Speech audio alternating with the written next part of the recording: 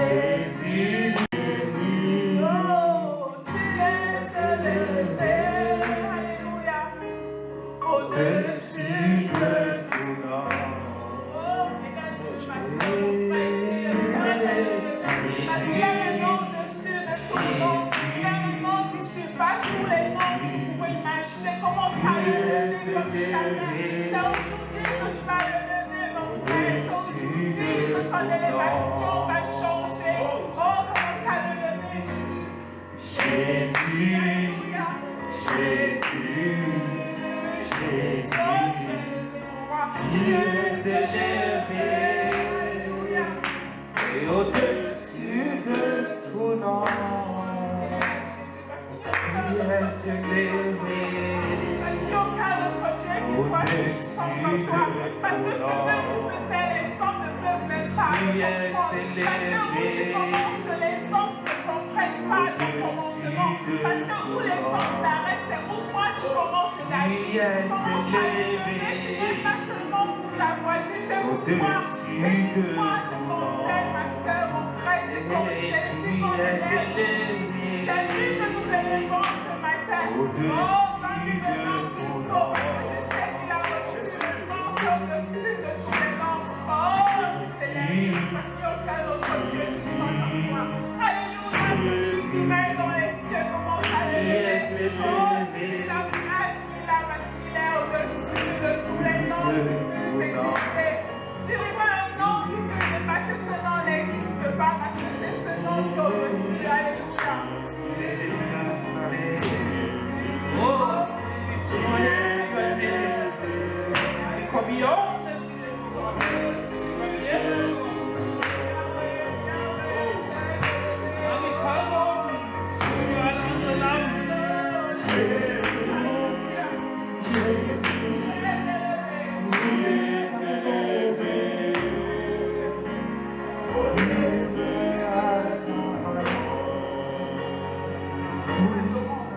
parce qu'il n'y a aucun autre Dieu qui soit comme toi.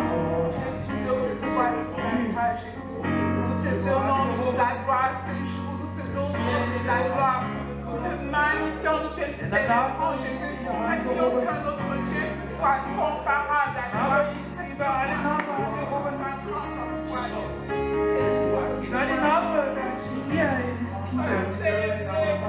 Was der Name bekommen. Der steht über unseren Namen. Und dafür, wir sehen deinen Namen. Sagen zu dir, oh Herr, dankbar, dass wir heute noch mal hier in deiner Gegenwart hier sein können. Und dich loben.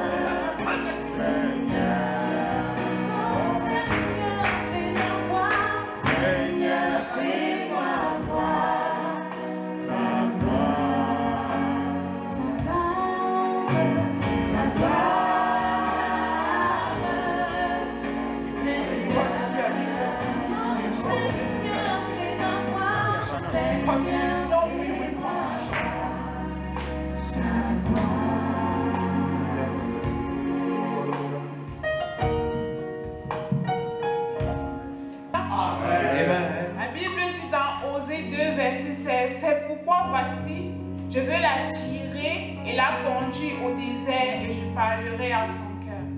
Le Seigneur veut conduire quelqu'un au désert aujourd'hui. Le Seigneur veut attirer quelqu'un pour parler à son cœur en ce jour. Herr möchte dich anziehen, an dein Herz zu sprechen. Et le Seigneur ne peut parler à ton cœur que lorsque tu es dans sa présence. Kann nur zu deinem Herzen sprechen, nur wenn du in seiner Gegenwart bist. Je veux qu'on se rencontre en esprit pour que tu parles à mon cœur directement, Yahweh. Dass wir uns im Geist treffen, dass du direkt zu mir sprichst. Seigneur, je veux te faire aujourd'hui que tu vas parler à mon cœur, pas demain. Sprich zu mein Herz heute, nicht morgen.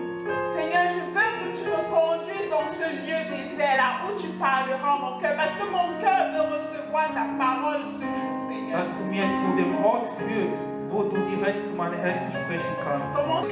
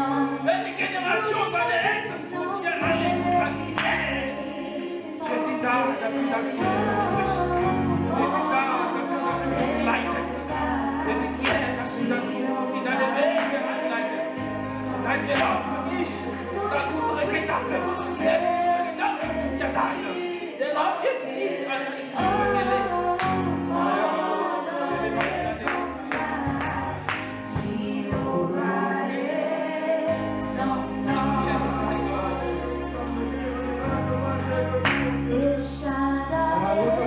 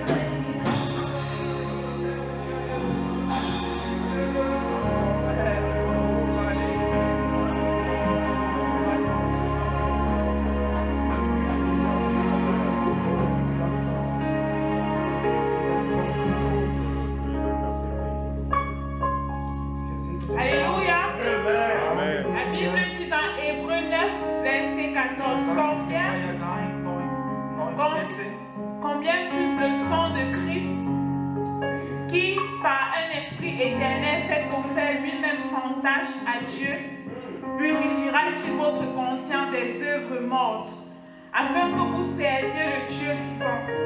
Et c'est pour cela qu'il est le médiateur d'une nouvelle alliance, afin que la mort étant intervenue pour le rachat des transgressions commises sous la première alliance, ceux qui ont été appelés reçoivent l'héritage éternel qui leur a été promis.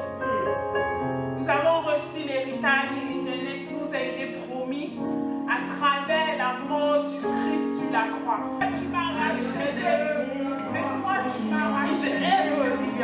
Oh, célébrer. Die Ehre, die wir haben, die seid. Wir können heute einen Körper haben.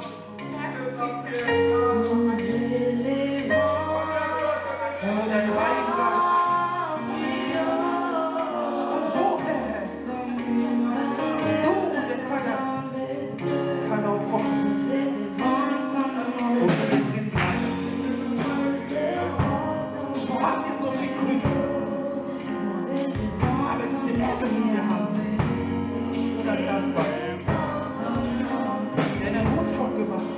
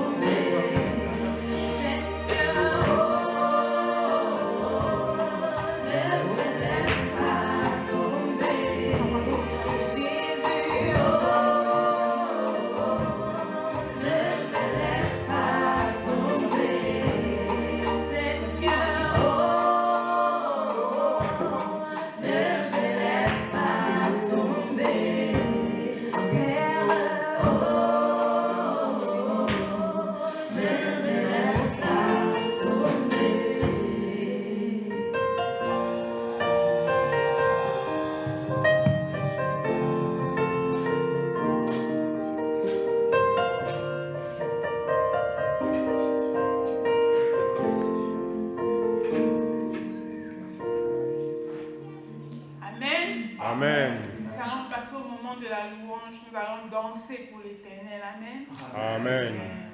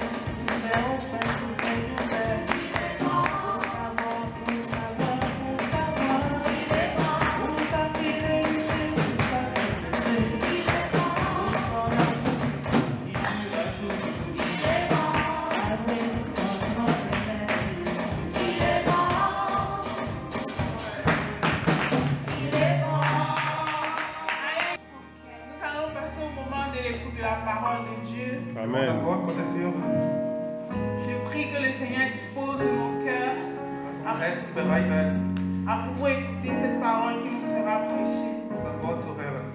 Amen. Amen. J'invite notre ancien à... Il t'a soutenu pendant une semaine, peut-être pour certains pendant 2 ou 1 mois, et de se revoir pour cette joie.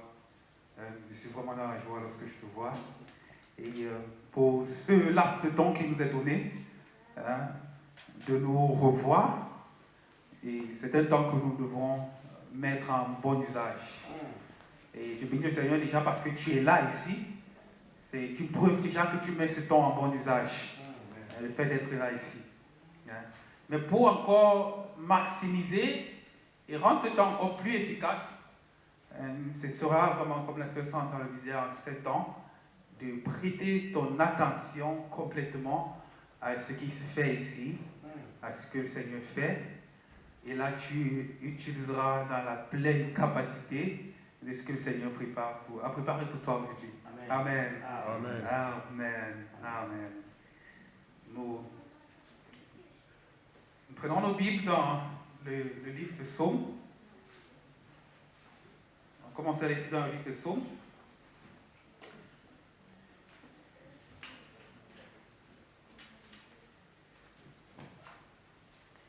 On lit 2 passages, Psaume chapitre 32, versets 8 et 9, et Jean chapitre 14, versets 15 et 16. Si tu les as trouvés, tu attends, nous sommes tous à la page et nous lisons ensemble. Psaume 32, versets 8 et 9. Tous sont là, tous sont là. Même si tu n'as pas trouvé, alors mettons-nous ensemble debout. Si tu n'as pas trouvé, tu vas lire ici. Si nous avons la grâce de pouvoir projeter ça, tu pourras lire avec moi. Pour nous mettre ensemble debout, nous lisons. Je lis à partir d'ici. Psaume 32, versets 8 et 9. Je t'instruirai et je te montrerai la voie que tu dois suivre. Je te conseillerai, j'aurai le regard sur toi. Ne sois pas comme un cheval ou un mulet sans intelligence. On le bride avec un frein et un mort dont on le barre afin qu'il ne s'approche pas de toi. Et nous sommes dans Jean chapitre 14, versets 15 et 16. Jean 14, versets 15 et 16. Si vous m'aimez, vous gardez mes commandements, et moi je prierai le Père, et vous enverra un autre consolateur qui soit éternellement avec vous. Amen. Seigneur, nous te bénissons pour ce temps. Nous prions afin que ta grâce nous soit donnée, de demeurer attentif. Prions afin que, Père, ton Esprit présent puisse nous enseigner dans ta vérité, nous enseigner dans ta connaissance. Prie afin que nos cœurs soient ouverts afin de recevoir ce dont tu as pour nous, afin que la louange et l'honneur te reviennent au nom de Jésus. Amen. Amen. Amen. Amen. Amen. Et en cet après-midi où le Seigneur nous donne la grâce d'être ici et de pouvoir partager sa parole, c'est toujours une bénédiction que nous avons de pouvoir être à un endroit où je peux écouter ce que le Seigneur est en train de dire à ce moment. Je peux être à un endroit où je peux être en train de suivre ce qu'il est en train de dire pour moi aujourd'hui, ce qu'il est en train de dire pour ma famille à cet instant. Et que je peux implémenter ce message non seulement pour moi, mais je peux le transporter afin qu'il soit également une bénédiction pour autres personnes. Parce que les choses qui sont enseignées, ce que le Seigneur dit aujourd'hui, c'est pour toi aujourd'hui, mais c'est également pour toi demain. Et c'est lorsque cette parole-là va maturer en toi, va porter des fruits en toi, tu verras comment elle ne sera plus seulement pour toi. Parce que lorsqu'un arbre commence à porter des fruits, il ne se nourrit pas de ses propres fruits seulement. Il y a certains des fruits qui vont tomber au sol, qui seront un engrais pour le même arbre. Mais la plupart des fruits qui vont sortir d'un arbre qui produit, c'est pour ceux-là qui vont passer à côté pour cueillir. C'est pour ceux-là qui vont passer à côté pour cueillir. Le fruit qui a appelé à arriver à maturité et produit de l'arbre et qui produit également des fruits, c'est pour que je puisse être capable d'impacter la vie d'autres personnes. C'est pourquoi au travail de moi, la gloire du Seigneur puisse être vue dans la vie de mon frère, dans la vie de ma soeur, dans la vie de ma famille. Donc, si je sais que d'une semence qui peut être mise à moi, cela a la responsabilité de pouvoir impacter autant de personnes, autant de choses. La semence qu'elle vient, parfois elle est bien pour moi. Et elle me fait du bien ce jour-là. Mais si je limite cela au bien qu'elle me fait seulement ce jour-là, alors je suis en train de mettre de côté toute une génération, tout un peuple qui peut être sauvé à cause de cela. Hein? Donc, quand la parole de Dieu vient à nous, elle ne fait pas seulement du bien pour nous. Hein? Lorsque je vais laisser cette parole à continuer à maturer et grandir, je vais voir que c'est un bien qui va au-delà de moi-même. Au-delà de moi-même. Et nous voulons voir un aspect ici. Dans le psaume que nous avons lu, ici il dit, je t'instruirai, je te montrerai le chemin à suivre. Je t'instruirai et je te montrerai la voie que tu dois suivre. Deuxièmement, il dit, je te conseillerai et j'aurai mon regard qui est sur toi. Et c'est toujours la question que nous avons continuellement, de nous demander, mais quel est le chemin à suivre? Où est-ce que je dois aller? Et cette perspective des questions, nous nous interrogeons dans notre vie professionnelle, dans nos vies familiales, dans tout aspect de la vie. Nous arrivons toujours au moment où nous demandons où aller. Hein? Si ça n'est pas encore arrivé, moi ça m'arrive. Où je demande quoi faire maintenant. Sur quel chemin est-ce que je dois prendre? Parce qu'il y a beaucoup de voies qui s'adressent devant nous. Mais toutes les voies ne sont pas bonnes. Il y a beaucoup de chemins qui vont se placer devant toi. Mais tous ces chemins ne seront pas bons. Parmi tout cela, il y a ce chemin-là, que c'est le Seigneur qui voudrait t'instruire dessus. Il y a ce chemin-là que je voudrais t'instruire dessus, dit l'Éternel. Et je t'instruirai sur la voie que tu dois suivre, sur le chemin que tu dois marcher. C'est lui qui nous a appelés pour marcher avec lui. Mais même sur cette voie-là, que nous marchons avec lui, il arrive à un certain point que, même dans ma vie chrétienne, je dois m'interroger. Quel est le chemin que je dois continuer à suivre? Quel est le parcours que je dois continuer avec toi, Seigneur? Donc même étant chrétien, ce n'est pas mauvais de se poser cette question-là. Parce que le Seigneur dit que sur le chemin que tu dois suivre, et même tu es déjà en train de suivre son chemin, il voudrait continuer à t'instruire sur ce chemin-là. Il voudrait continuer à t'instruire sur ce chemin-là. Et c'est cette interrogation que les apôtres avec lui, ou alors ses disciples à ce moment-là encore, ont eu lorsqu'ils commençaient à parler petit à petit de son départ. Si nous voyons la prélecture dans Jean chapitre 14, si nous commençons à lire au début, la Bible parle là de Jésus faisant mention des demeures qui sont au paradis dont il a préparé pour eux, et faisait mention également du Père.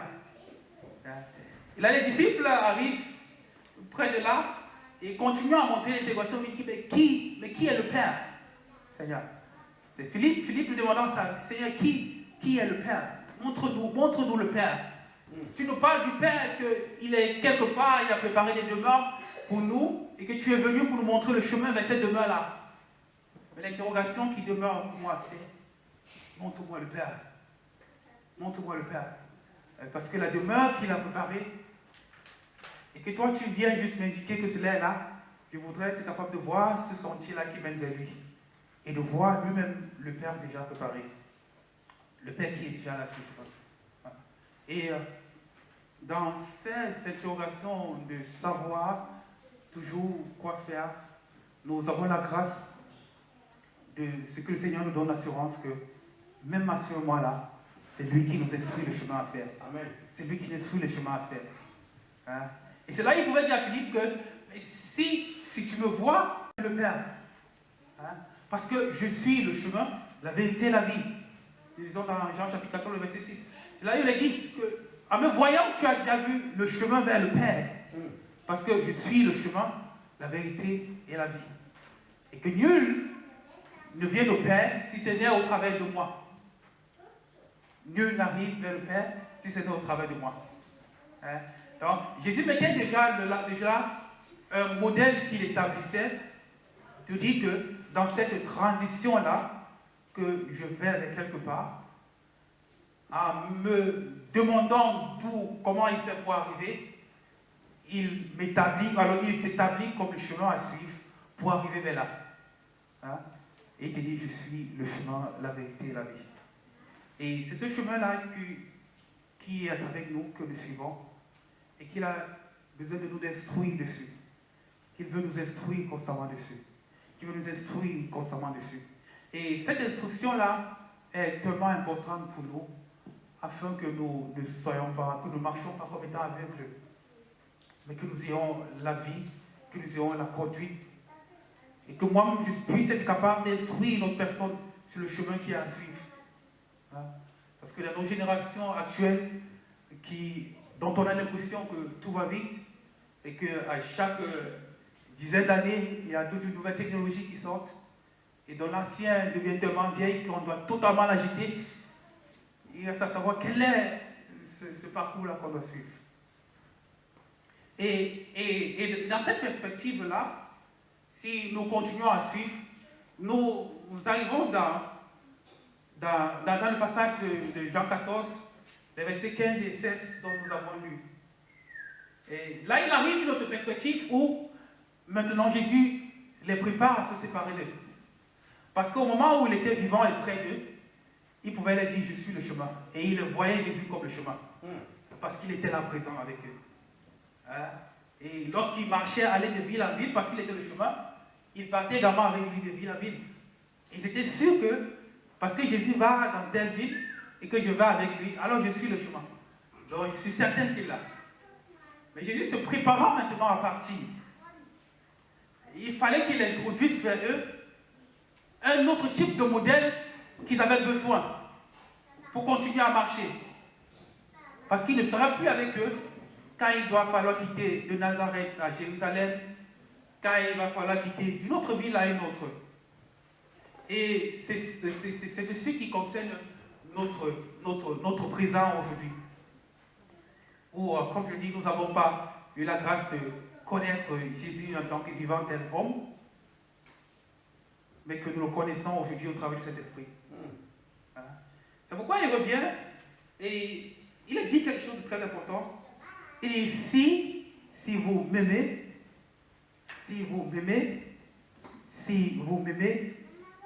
alors vous gardez mes commandements. Amen. Il dit quoi? Si vous m'aimez, alors vous garderez mes commandements. Si vous m'aimez, vous garderez mes commandements. Et Jésus de parler de l'amour ici, non pas cet amour qu'il a exprimé envers eux, en les appelant, en les rachetant, mais il exprime maintenant l'amour dont il attend qu'elle soit adressée maintenant vers lui. Hein? C'est pourquoi il dit, si vous m'aimez, si toi tu m'aimes. Hein? Et que Jésus met à cela cette condition de si. Et si nous avons, que tu sois avec un enfant, ou ton mari ou ta femme, lorsque cette question-là commence à revenir déjà que si tu m'aimes, et qu'elle commence, ou la personne commence à interroger l'amour que tu peux adresser vers lui, c'est parce qu'il y a quelque chose d'autre qui se cache derrière ça. C'est parce que la personne est en train de voir qu'il est possible que le cheminement d'amour puisse rencontrer des difficultés. Si je ne mets pas dessus une condition qui arrive, si je n'essaie pas de recadrer les choses un peu, ça peut arriver que dans ce chemin-là, je ne retrouve plus le même amour que tu avais envers moi. Hein? Où Jésus pourrait partir et ses disciples ne gardent plus le même amour et ne continuent plus à transmettre l'évangile tel qu'il le faisait en son temps. Il a dit, pour que vous vous attachiez à moi et que je m'attache avec vous, si vous m'aimez, que vous gardez mes commandements. Amen. Que vous gardez mes commandements. Que vous gardez mes commandements. Que vous gardez mes commandements. Que vous gardez ce dont je vous ai appris, ce dont je vous ai adressé. Que si tu m'aimes, que tu puisses le faire. La plupart du temps, nous regardons toujours à cela d'une seule direction. Hein? Où nous voyons toujours l'amour que le Seigneur a pour nous. Et nous confessons cet amour qu'il a pour nous. Tel nous avons chanté tout à l'heure. Nous témoignons l'amour qu'il a pour nous. La Bible dit dans Jean 3,16 que Dieu il a tant aimé qu'il a donné son Fils unique. Donc, nous voyons cet amour-là qu'il adresse pour moi, au moment où je ne le connaissais même pas du tout, au temps où je le connais. Et continuellement, cet amour pour lui est adressé. Mais parce que dans l'amour, cela consiste toujours à avoir deux parties, à avoir des parties qui sont ensemble. Il a besoin que, si l'amour a été adressé de lui vers nous, que l'amour également soit adressé de nous vers lui.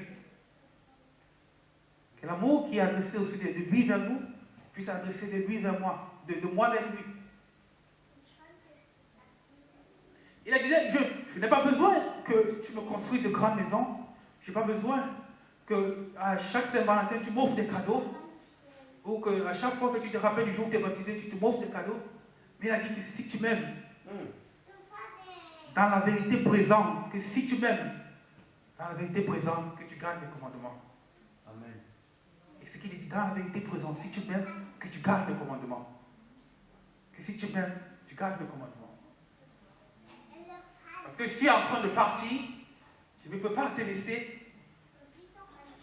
Mais j'ai besoin qu'en te laissant, j'ai la certitude d'avoir laissé quelqu'un qui y est impacté. J'ai la certitude d'avoir laissé quelqu'un qui aura toujours le désir de me chercher. Parce que mon amour ne va pas mourir avec mon départ. Hein? Comme ça arrive pour certains. Ou lorsque l'un des conjoints meurt, peut-être cet amour n'a pas aussi comme ça. Mais il disait, comme je m'avais, il faudrait que cet amour-là puisse être continuel. Alors il disait, et qu'à ce moment-là, je ferai une chose, je prierai le Père, et qu'il vous enverra un autre consolateur. Je vous prierai le Père, qui vous enverra un autre consolateur.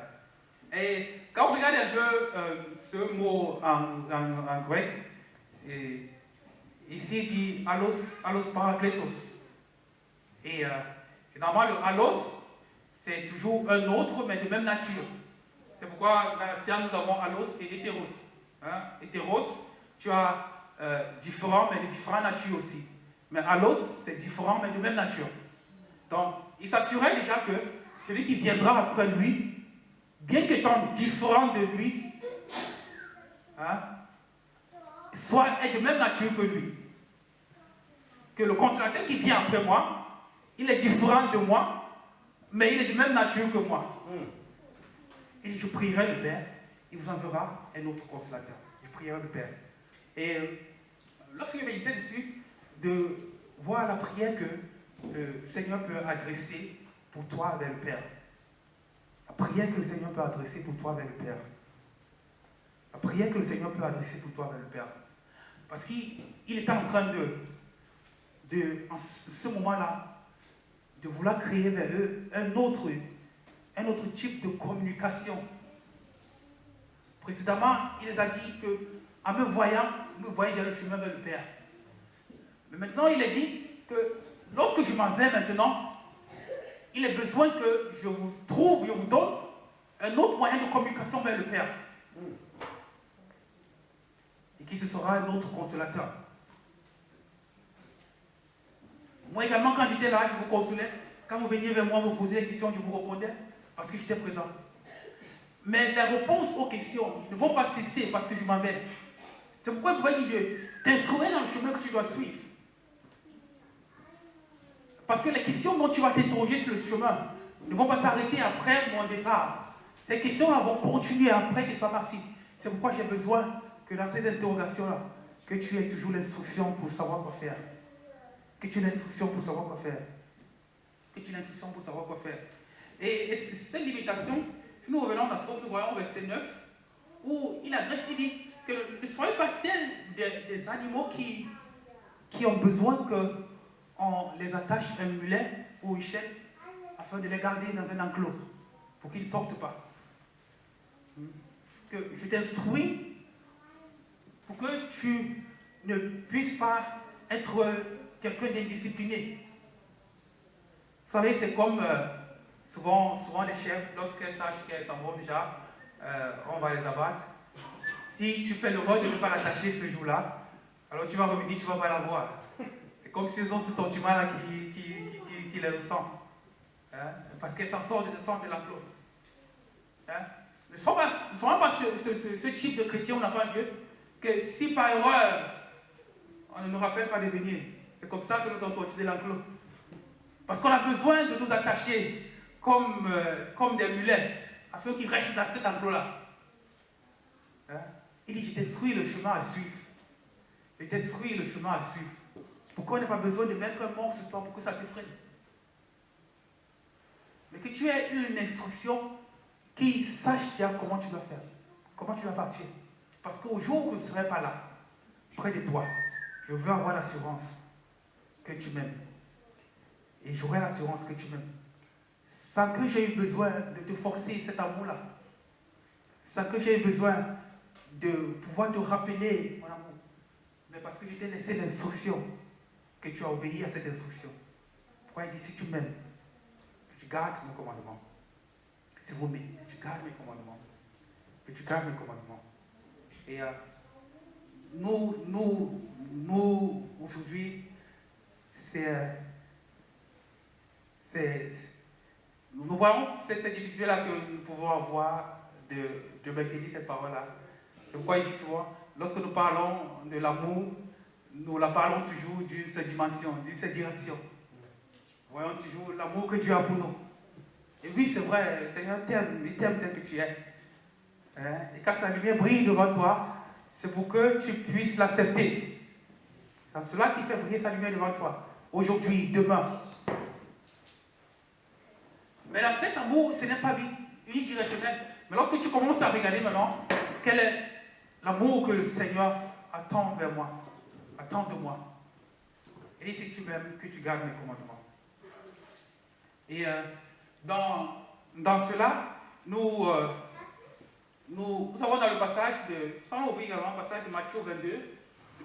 Matthieu 22, les versets 37 à 39. Et ça fait partie des parties qui sautent toujours. Souvent on les cite, mais on saute dessus. Parce que lorsqu'on passe un peu de temps à méditer dessus, et commencer à se comparer sur Matthieu 22, les versets 37 à 39. Oh, si nous sommes là, nous attends.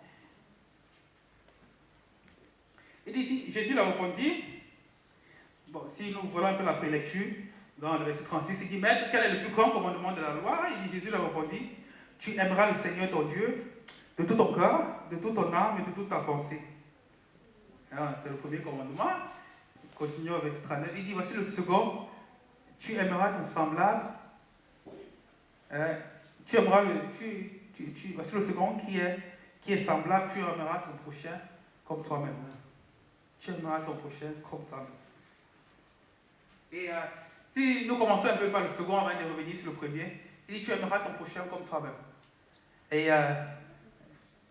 dessus, c'est quelque chose de très important à savoir parce que l'amour que je peux adresser envers toi n'est pas plus grand que l'amour que j'aurai pour moi-même. Parce que c'est quand j'aurai un amour pour moi-même que je suis capable d'adresser un amour vers toi semblable. Ou alors plus petit. Généralement plus petit. Généralement, nous nous aimons même plus que les autres qui sont à côté de nous.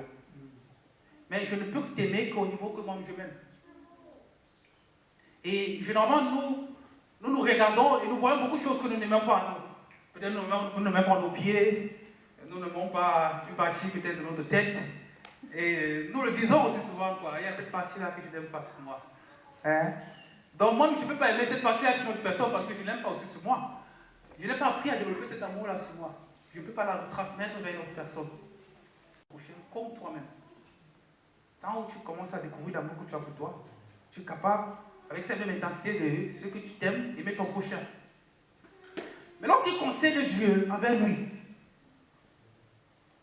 la Bible ne fait pas de comparaison dessus. Il n'a pas mis de comparaison dessus. Il a dit, tu aimeras le Seigneur ton Dieu de tout ton cœur. Que tu aimes une partie de ton cœur ou pas. Que tu aimes une partie de ta tête ou pas. Que tu aimes une partie de tes pieds ou pas. Il a dit, tu aimeras le Seigneur de tout ton cœur. De toute ta pensée. De toute ton âme. De toutes les émotions que tu peux avoir, doivent aimer le Seigneur. De toutes les émotions qui peuvent sortir de ton âme, doivent aimer le Seigneur, doivent célébrer le Seigneur. Ce n'est pas si tu te sens bien ou pas. L'amour du Seigneur ne regarde pas la manière dont tu te sens. Ou la manière dont tu pourrais te porter aujourd'hui. L'amour qu'il entend vers toi, quand il te dit, si tu m'aimes, garde mes commandements. Et quand tu lui demandes comment est-ce que je peux t'aimer, il te dit, tu m'aimes de tout ton cœur, de tout ton cœur, de toute ton âme, de toute ta pensée. De tout ton cœur, de toute ton âme, de toute ta pensée. Et tu vois un passage que lorsque je lis, je m'assois, je m'interroge dessus. Seigneur, jusqu'à quel niveau est-ce que ma pensée t'aime? Est-ce que c'est une partie de ma pensée ou c'est toute ma pensée? Est-ce que c'est une partie de mon cœur ou c'est tout mon cœur? Que même lorsque les parties de moi ne voudront pas aimer une autre personne ou une autre chose à côté, je dois être capable de t'aimer ainsi, totalement. Je dois être capable de t'aimer ainsi. Et cet amour-là qu'il instruisait aux disciples, il a disant, parce que vous m'aimez, ou quand tu m'aimes, tu viens me commander, je prierai au Père, afin qu'il vous envoie un autre consolateur, afin qu'il établisse pour cette présente vérité, déjà une manière de faire, de dire que la présente vérité consiste à ce que le consolateur est venu, parce que ton amour vers lui a été manifesté. Le consolateur est venu vers toi, parce que tu as manifesté cet amour-là avec lui. En ce jour-là, en l'acceptant comme son Seigneur et Sauveur, tu as manifesté l'amour de vouloir le connaître. Et cette prière-là s'est accomplie, parce que le consolateur est venu vers toi. Cette prière s'est accomplie vers les disciples. En ce que dans Acte 8, quand le Seigneur demandait Acte 1, il demandait de rester, demeurer, jusqu'à ce que cet esprit descende. Il est descendu. Il est descendu. Mais, dans cette présente vérité que tu peux établir, le Seigneur va au-delà de cela. Et il adresse également de nous une vérité future, qui consiste toujours à dire, nous revenons dans Jean 14, si nous voyons le verset 23, il dit, si vous m'aimez, si tu as compris, tu peux ouvrir avec moi, il dit, si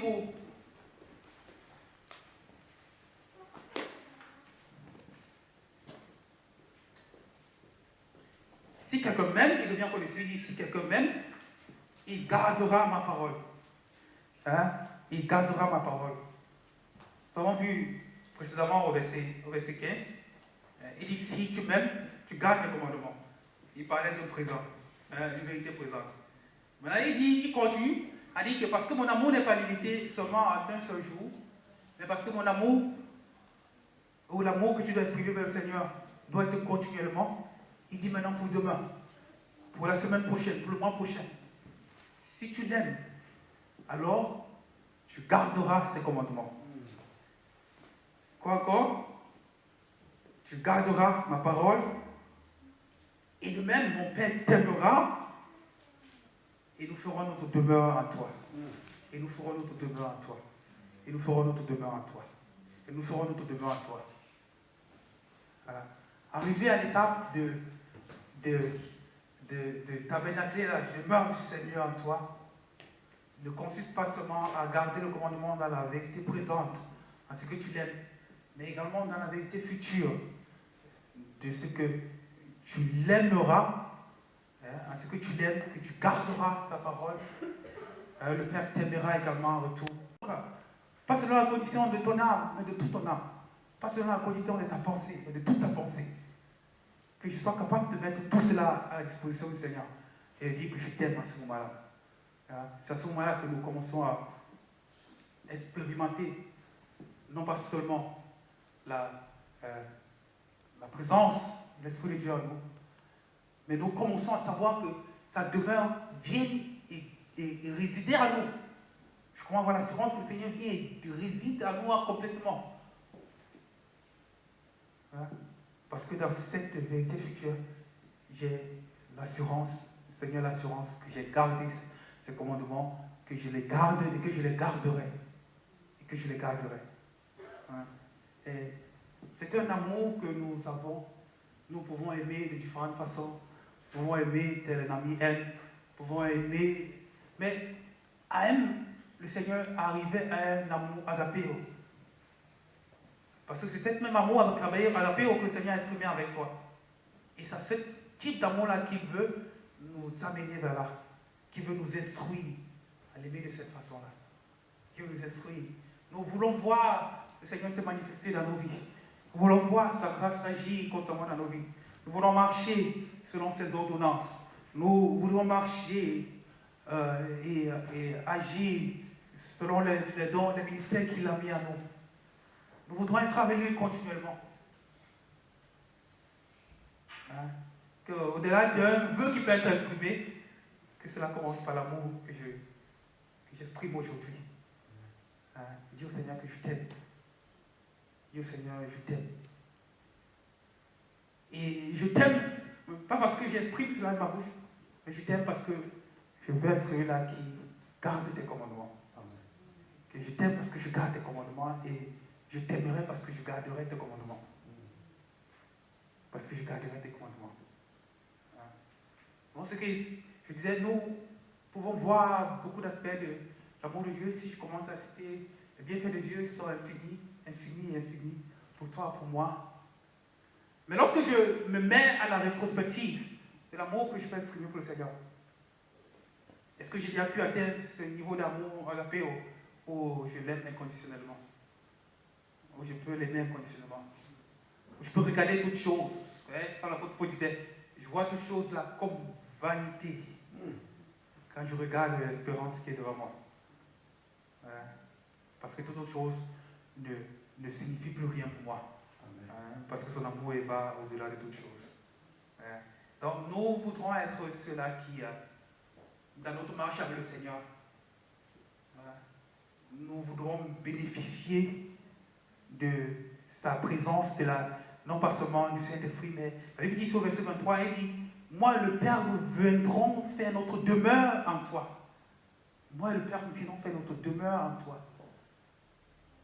Parce que quoi? Je saurai que tu auras gardé mes commandements, que tu garderas mes commandements, que tu garderas cette œuvre. Pourquoi? Parce que tu m'aimes. Pourquoi? Parce que tu m'aimes. C'est l'amour de Dieu qui peut t'amener à le faire. C'est l'amour que toi-même également tu peux exprimer avec Dieu, qui peut t'amener à le faire. Et le psaume nous instruit en disant que ce n'est pas un amour que tu vas te sentir attaché à le faire. Non, non, non, non. Tu ne peux pas te sentir attaché à aimer le Seigneur.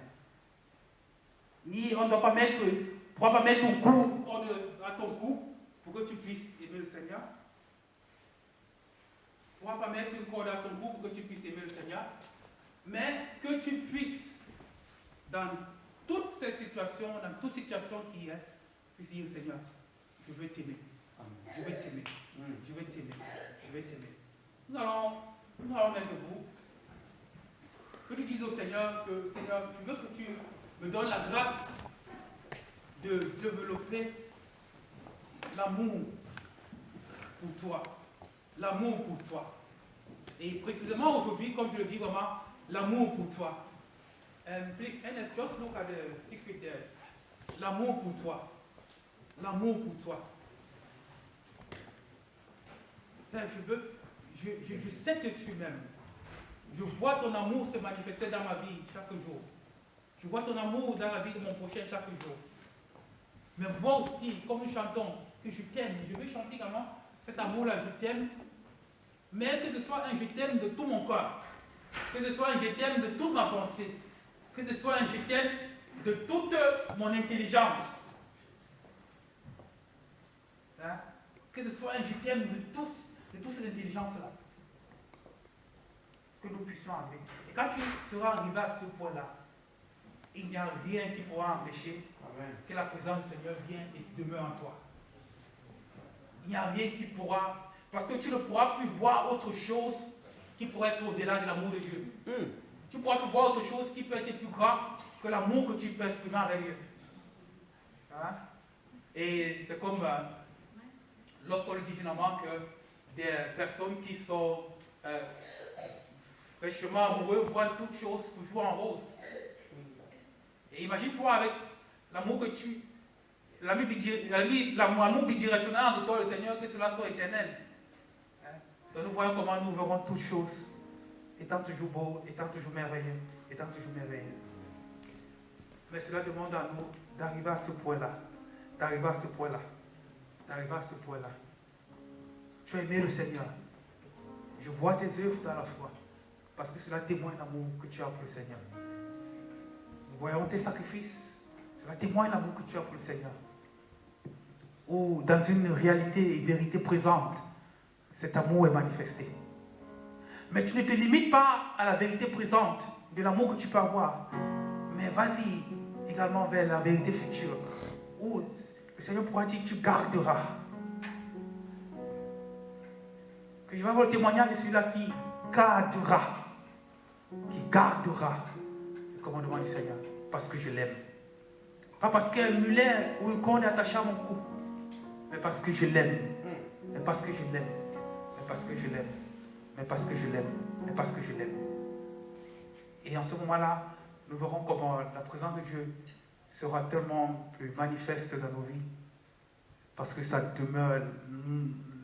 Nous deviendrons sa demeure. Je deviendrai sa demeure. Je deviendrai continuellement sa demeure. Pas seulement pour un jour, pas seulement pour 1-2 heures de temps que je suis à l'église. Mais ce sera pour toujours. Ça, c'est le chemin que le Seigneur veut t'instruire aujourd'hui. Ça, c'est le chemin que le Seigneur veut t'instruire aujourd'hui. Et dans ce chemin qu'il t'instruit, il te donne l'assurance que ses regards sont sur toi. Il te donne l'assurance que la voie qui est à suivre, il est celui-là qui te met dessus. Et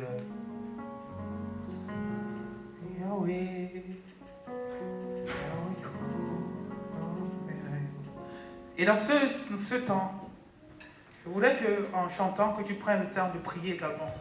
Que tu dises, Seigneur, que tu me donnes la grâce. Que tu me donnes la grâce de ce que l'amour que j'ai pu exprimer pour toi hier, que lorsque je regarde cela aujourd'hui, que je vais être capable d'en faire plus. Je vais arriver au moment où, de tout ce que je fais, ce soit un amour qui soit de tout mon cœur avec toi. Ce soit un amour qui vient de toute ma pensée pour toi. Ce soit un amour qui vient de toute mon âme pour toi. Et ce témoignage va rester pour toi. Ce témoignage va demeurer en toi.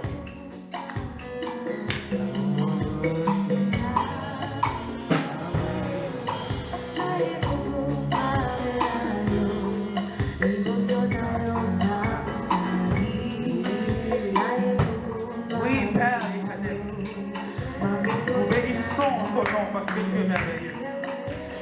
Nous bénissons ton nom parce que tu es glorieux.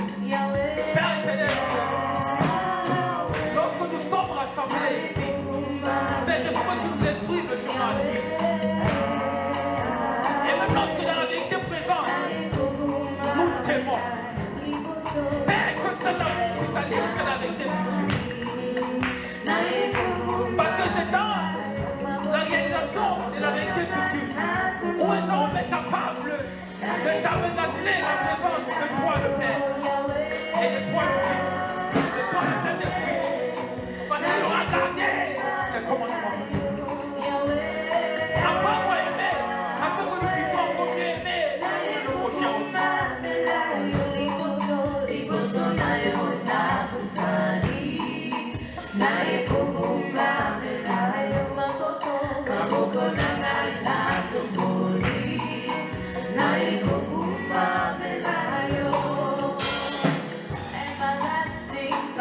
My Lord, my God, I pray that I don't continue that which you do. What has the testimony? And the pathway of time between you and the Son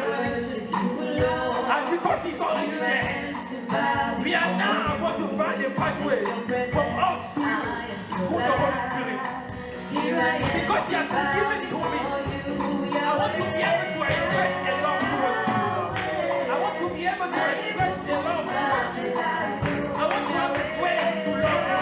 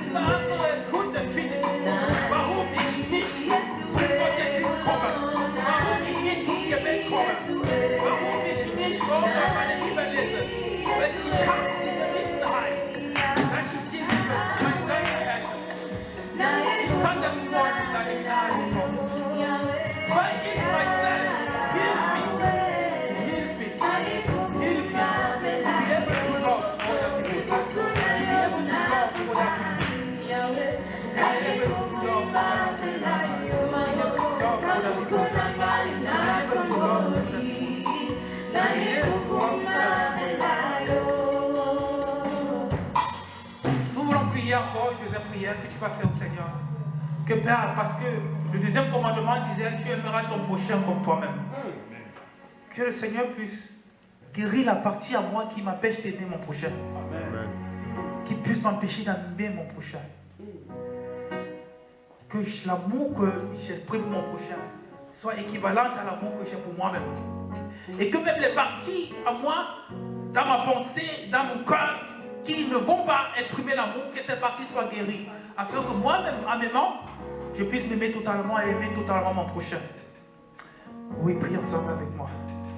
Oh Père, oh Père, oh Père. Et qu'au-delà de l'amour inconditionnel que nous voulons avoir avec toi, nous voudrons aimer ici nos prochains. Mais souvent, nos limitations de l'amour envers nous-mêmes nous empêchent d'aimer notre prochain. Père, que tu guérisses à nous, que tu guérisses à nous, éternel Dieu. Toute autre chose qui ne puisse pas aimer, mais que je puisse m'aimer totalement tel que tu m'as fait, tel que je suis, que je m'aime. Afin de puissant et puis, afin de pouvoir aimer mon prochain, éternel Dieu, de la même manière et d'intensité. Mais que j'ai l'assurance que toi, Père, je vais t'aimer inconditionnellement et totalement, inconditionnellement. Totalement, afin que la louange et l'honneur te reviennent. Amen. Amen.